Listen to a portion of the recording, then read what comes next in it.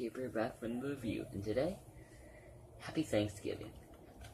Because it's Thanksgiving, I'm going to review Texas Chainsaw Massacre, even though it has nothing to do with Thanksgiving. But it's close enough, because I'm not reviewing Thanksgiving this year. Nope. But it's cannibalistic, so every day is Thanksgiving for Leatherface. Anyway, Texas Chainsaw Massacre is a classic, so that's another reason why. Plus, I wasn't able to review it during Slasher Month. So, yeah, let's just review it now. So, let's go. The movie begins with some narration because this is based off Ed Gein, and then we go to two dead corpses sitting on top of a grave. Bitch, I told you to get back in there. You're not no damn zombie. We then go to a guy in a wheelchair who's trying to take a piss, but he's gonna have a little bit of trouble. They go to see if their grandpa's still in his grave, which I guess that was the dead body from the opening, I guess. I don't know, they don't show it. They then go back in the car and talk about the new guns that kill cows, which goes in and out.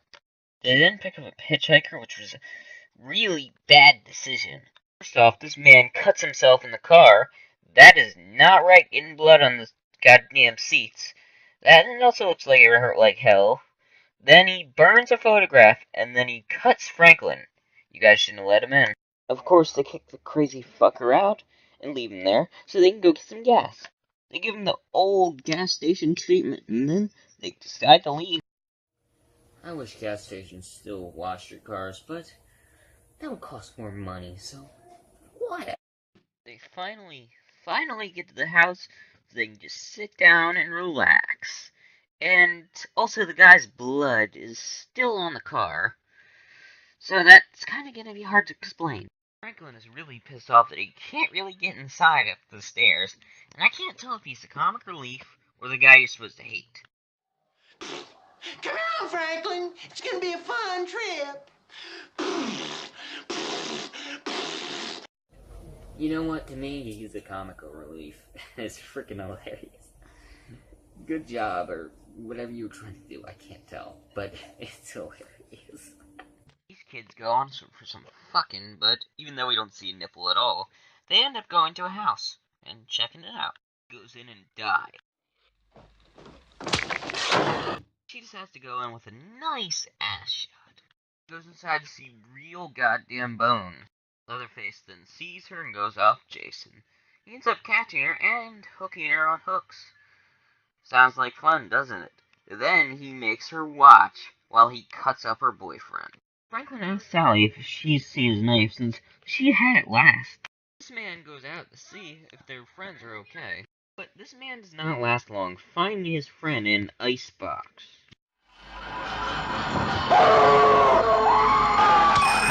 This Leatherface goes down to take a break, just like I'm about to.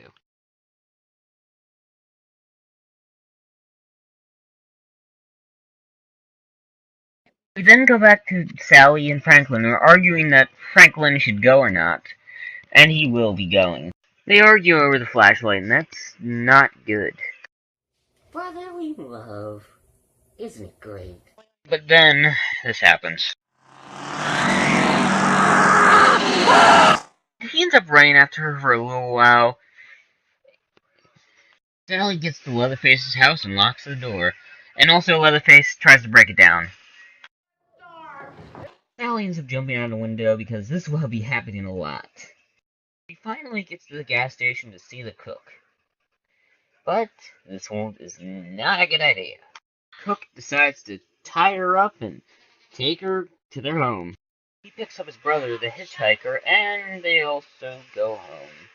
They then go to dinner where they actually really cut her because they were getting annoyed by the effects, and then Grandpa sucks her blood.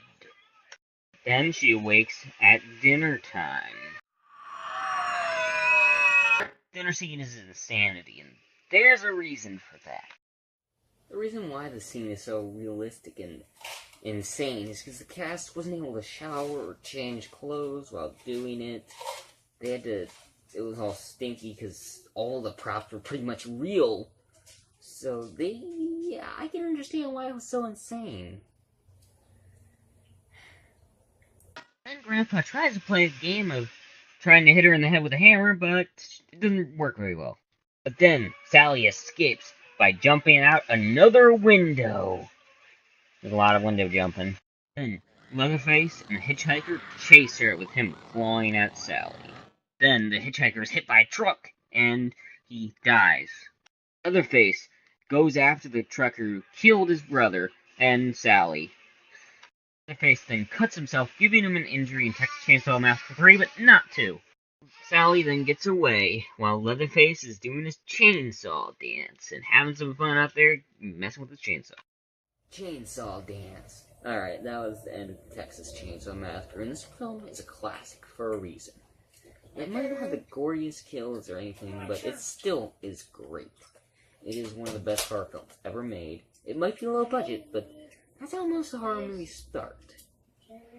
And then eventually they get higher budgets, because Tom Savini did do the sequel, but, yeah. It's a great film. It's great. Okay, on to my favorite. I'd have to give it to Leatherface's first kill, since it's so iconic, and it's the first time we see Leatherface. So, and also, there's not many bloody kills, so yeah, it's getting number 1. Because it's great. I'm gonna have to give it to Icebox Girl, since she never really showed her death, so yeah, it's definitely the worst in the movie. But it's only because the other ones are so much better. Alright guys, so have a happy Turkey Day, and I hope you guys don't sit at Leatherface's table. See you. It's been a long, rough road, and I'm finally here. I'm moving an inch forward, feels like a year. Everything I feel seems so unreal. Is it true? Is it true? I take one step forward and 2 steps